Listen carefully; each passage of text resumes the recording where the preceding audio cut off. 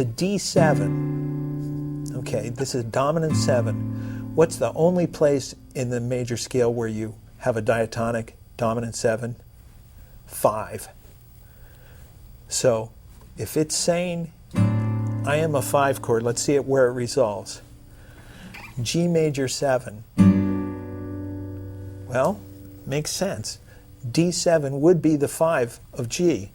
So that also makes sense that the A minor 7. We're going A minor 7, 2 in the key of G, D7, 5 in the key of G, G major 7, 1 in the key of G, C major 7, 4 in the key of G, F sharp minor 7 flat 5, 7 in the key of G, B7. Here's the kind of, you might say, the fly in the ointment. Because in the key of G, what is B? Well, it's 3. If it's diatonic, theoretically, it should be a minor 7. Boy, that sure doesn't give you the sound that you want.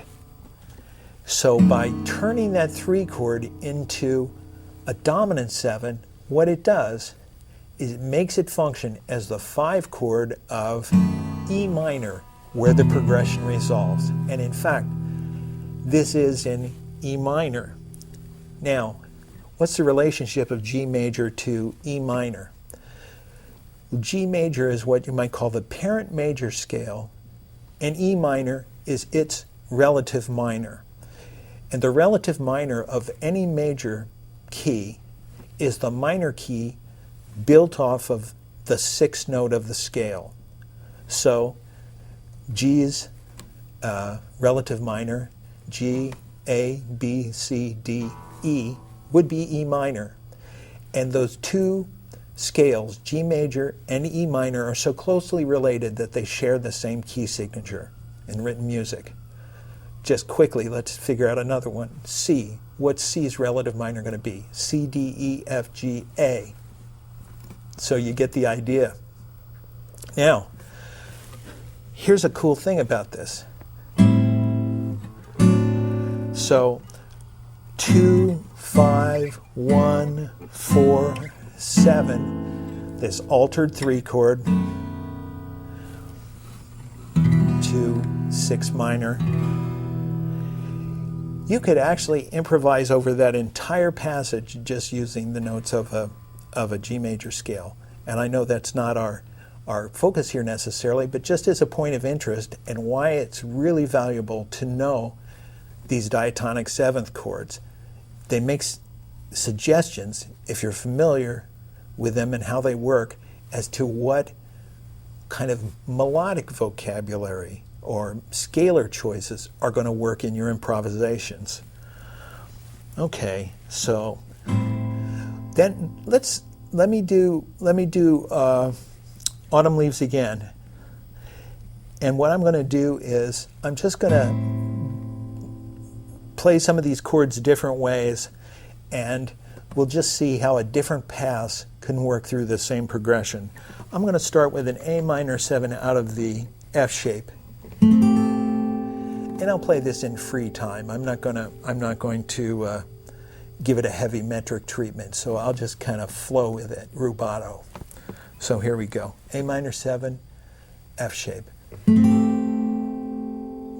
D7, A shape. G major 7, D shape. C major 7, A shape. F sharp minor 7 flat 5, D shape. B7, A shape. E minor, D shape.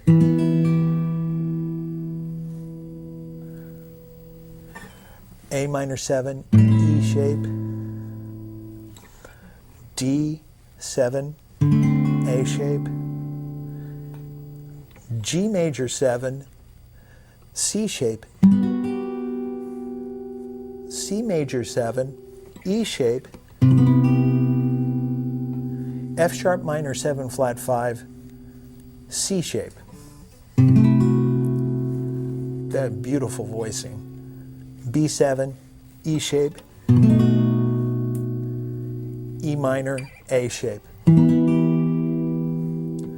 the bridge, F sharp minor 7 flat 5, A shape, B7, E shape, E minor, A shape, A minor 7, F shape, D7, A shape, G major 7, D shape,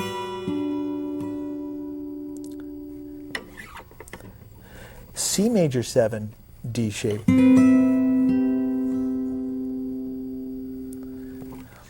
F sharp minor 7 flat 5, A shape, B7, E shape,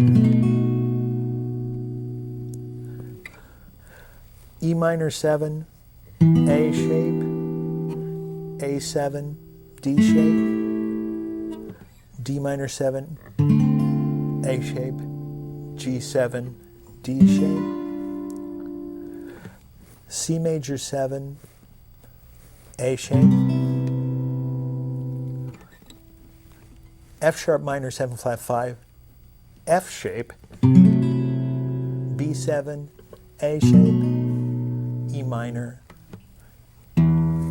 D shape.